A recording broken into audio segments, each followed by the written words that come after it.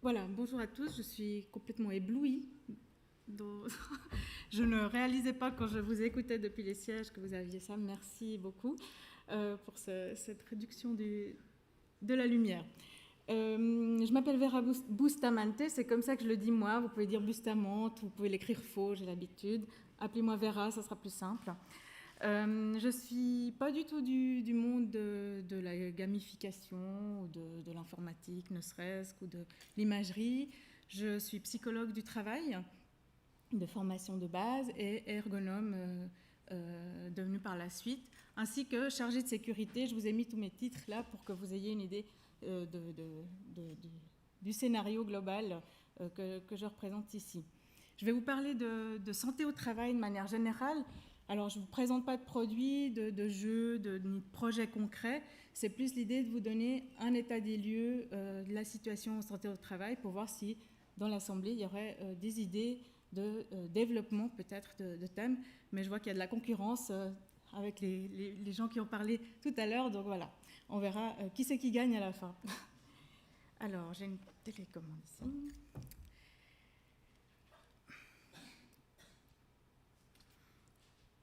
Pour commencer à entrer dans cette thématique, je fais un zoom arrière au niveau international de la santé au travail. Vous trouverez ce genre d'informations sur le site du BIT, du International Labour Organization, qui, eux, parlent des problématiques de santé au travail connues et en cours de traitement ou d'action dans les différents pays du monde, dont, par exemple, pour les pays en développement, l'accent est mis actuellement sur l'accès à du travail décent. Donc on imagine bien, dans certains pays, il faut déjà qu'ils soient payés, qu'ils aient des horaires à peu près normaux, qu'ils aient une vie sociale à côté, des droits sociaux. C'est de ce genre d'actions qui vont être menées. Ce n'est pas sur ces thèmes-là que moi je travaille au quotidien. Donc je me suis présentée personnellement, mais je travaille au CHUV, donc à l'hôpital universitaire du canton de Vaud. Mon quotidien, c'est les collaborateurs, le travail au sein d'un hôpital universitaire. Donc je vous passe les détails sur ce premier aspect international. Il y a des thèmes communs dans tous les pays qui vont du coup nous intéresser aussi et qui sont traités. On en a brièvement parlé dans les présentations précédentes aussi. Les problématiques de stress, de troubles musculo-squelettiques, d'hygiène du travail, tout ce qui est produits dangereux, amiante, produits chimiques par exemple, sécurité aussi, sécurité sur les chantiers, les aspects accidents du travail. Je vais passer plus vite sur les deux premiers parce que je vais les revoir un peu mieux par la suite. Ces différentes thématiques sont clairement influencées par les développements, l'évolution de notre société, la mondialisation, pour le dire de manière très, très brève aussi, a un impact sur l'accroissement de ces problématiques et leur impact sur la santé des travailleurs. Les nouvelles technologies apportent parfois des solutions, des soulagements pour certains aspects, mais peuvent aussi être des nouvelles contraintes qu'il faut apprendre à gérer.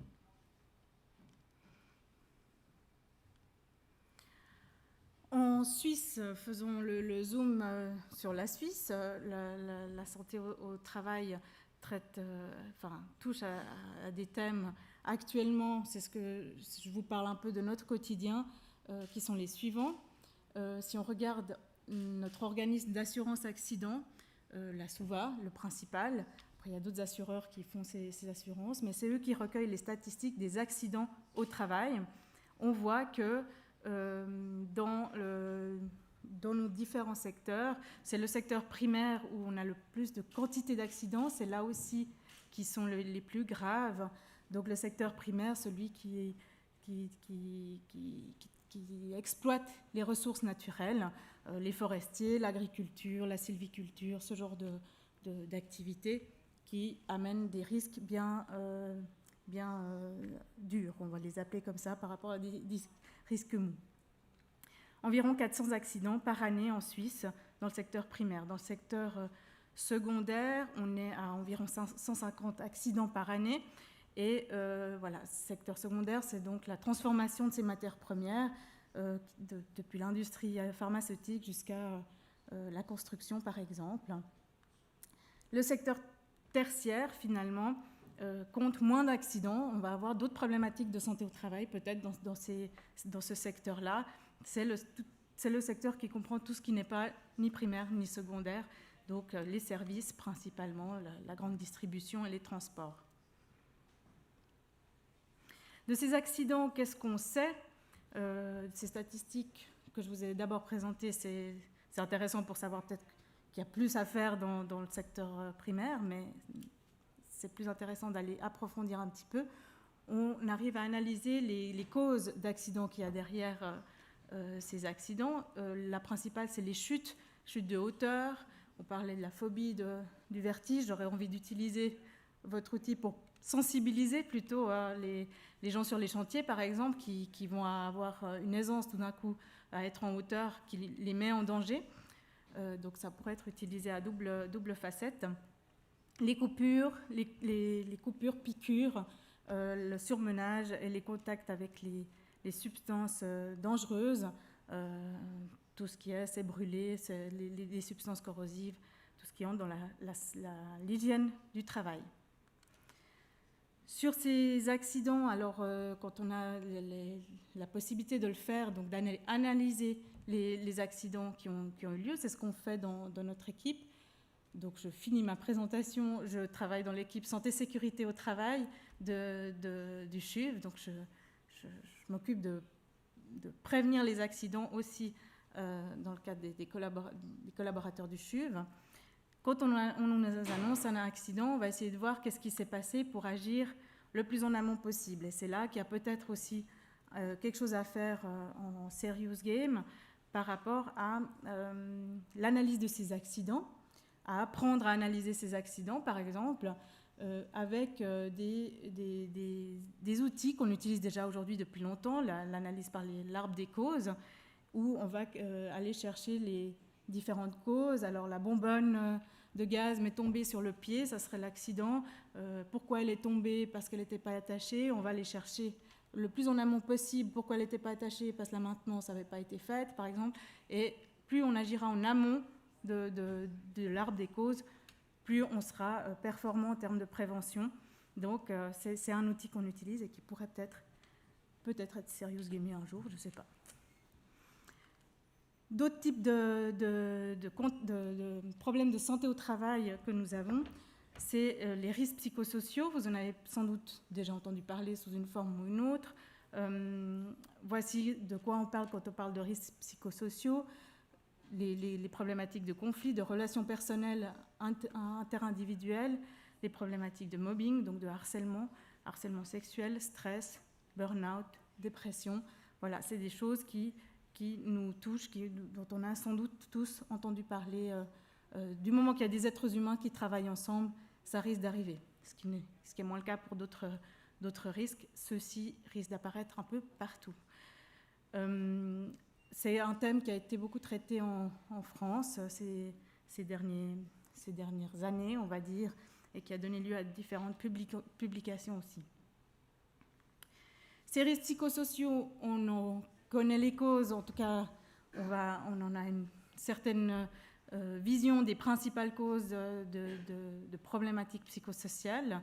On va avoir les problématiques par manque de variété de l'activité.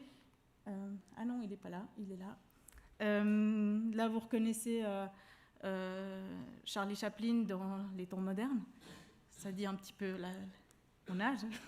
Mais non, je n'ai pas cet âge-là. Mais ici, les problématiques psychosociales, même si ça a l'air très biomécanique, elles entrent considérablement en jeu, puisqu'on a une variété de tâches où Charlie Chaplin ne fait que serrer un boulon toute la journée, un sens du travail qui est proche de nul et qui risque d'atteindre la santé de ces braves gens. C'est le cas des personnages dans ce film, pour ceux qui l'ont vu.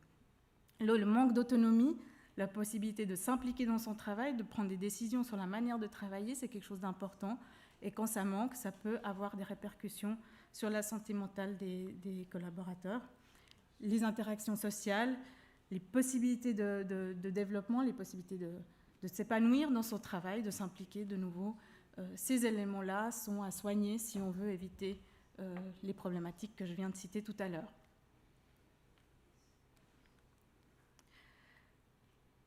Oui, voilà, là c'était une image un peu plus récente de problématiques qu'on trouve aujourd'hui, même en Suisse. Alors ça c'est pas en Suisse, mais il y aura la même chose, mais à dimension de moitié, mais dans certaines industries, on a des postes de travail qui ressemblent à ça, avec les contraintes non seulement physiques, mais aussi psychologiques qui vont avec.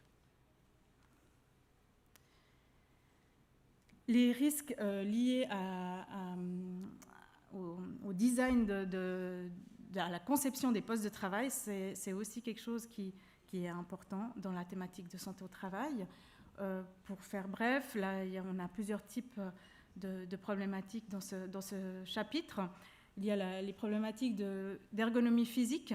On va parler de biomécanique, d'aspect hauteur de travail. C'est sur ces points-là qu'en tant qu'ergonome, on m'appelle le plus facilement. On va nous demander conseil pour la hauteur du plan de travail et ce genre de choses.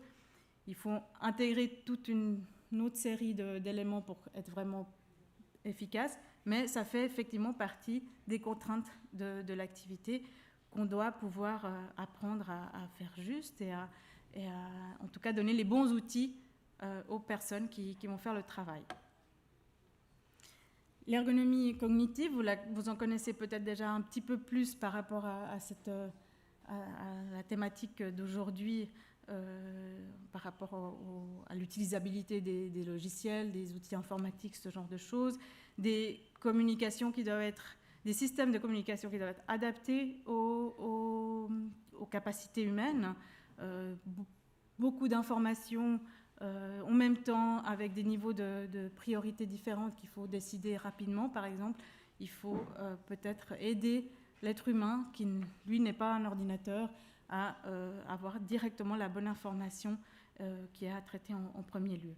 La charge mentale est une question récurrente aussi par rapport à ces contraintes qui s'exercent sur le travailleur. L'ergonomie organisationnelle aussi va être importante à regarder en santé au travail. On parle d'horaires de travail, des horaires à adapter, suivant quels horaires nous avons, ils vont être une contrainte sur la vie familiale, par exemple. Donc quelque chose qui serait tout à fait gérable pour moi ne sera peut-être pas pour mon collègue. Il n'y a pas de règle unique. Il faut vraiment une interaction avec le travailleur. Les rythmes de travail aussi, il y a des différences individuelles. Les questions de fatigue, les possibilités de repos dans le cadre d'un processus de travail, c'est des choses importantes à regarder et à calibrer pour qu'ils ne soient pas nocifs pour les collaborateurs. Ici, l'image que je vous ai mise, c'est un plan d'une cuisine. Donc, il y a des travailleurs dans une cuisine. Les chemins, c'est les chemins des différents types de travailleurs. Si on prend les cuisiniers, c'est la ligne bleu ciel. Les cuisiniers, pour travailler, là, c'est là où ils préparent. Donc, il y a les plaques de cuisson, les fours et tout ça. Et leur matériel est ici, l'économa est ici, les denrées arrivent par ici et sont stockées dans des frigos qui sont là. Donc, je vous laisse imaginer les chemins, les allers-retours, voilà, ce genre de choses. C'est des actions d'ergonomie organisationnelle aussi, où il faut se mettre autour d'une table et se regarder travailler pour voir ce genre de choses. Je suis déjà au bout ? Oui. Alors, j'accélère sur la fin. Bah, ça tombe bien, l'équilibre entre vie privée et vie professionnelle sont aussi des sujets importants. Ça, vous le vivez tous sans doute, avec justement l'accélération de l'information, l'accessibilité à 100%, 24 heures sur 24. C'est des problèmes que nous ressentons tous, avec des problèmes de santé qui vont en découler, qui sont spécifiques à ces aspects-là. Est-ce qu'on peut réduire ces problématiques de santé par des actions de serious game, enfin des projets de serious game? Ça, je vous laisserai y réfléchir durant la journée, durant le reste du symposium. Mais moi, j'en suis assez convaincue. Donc, je me réjouis de pouvoir collaborer avec certains d'entre vous pour ce type de projet. Et voilà, c'était ma conclusion. Donc, je rassure tout de suite le meneur de séance. Est-ce que les serious games alors j'aimerais juste finir sur ça, amène un flou supplémentaire sur la vie professionnelle et vie privée, puisque si on rend quelque chose de sérieux, quelque chose de fun, un jeu, on risque de déborder et de ne plus vraiment savoir quand est-ce qu'on est au travail et quand est-ce qu'on est en train de jouer, ou pas, à discuter. Voilà, moi je suis assez convaincue qu'on a beaucoup à gagner avec ça. Merci beaucoup.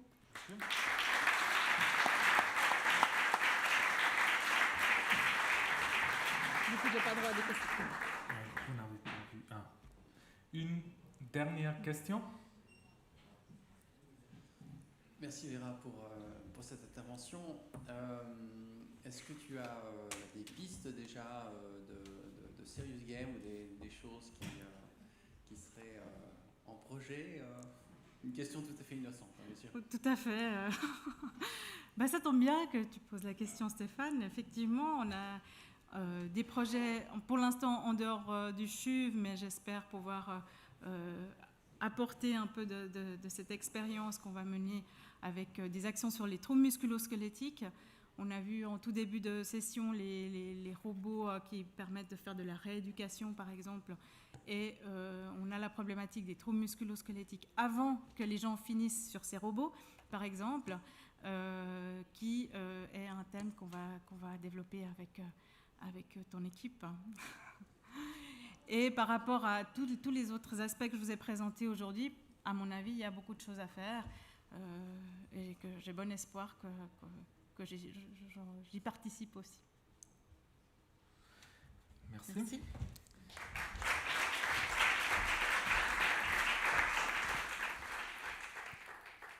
Maintenant, je cherche là.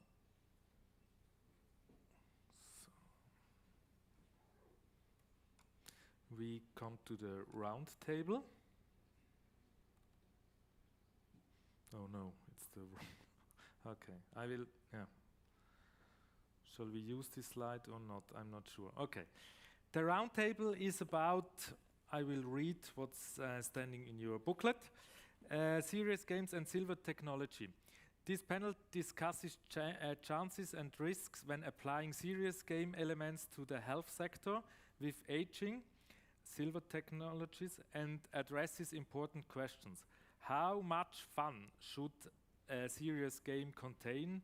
What types of motivational structures are used? How are complex multidisciplinary teams handled in the planning and post-production process? Can please come up to the stage the person that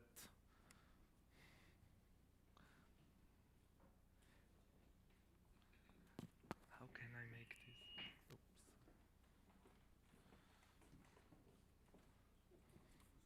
Yeah. Oh, I have. Yeah, perhaps the first give it to him. The first person. Yeah. Okay. So we have still a chair for someone who wants to sit here. Nobody?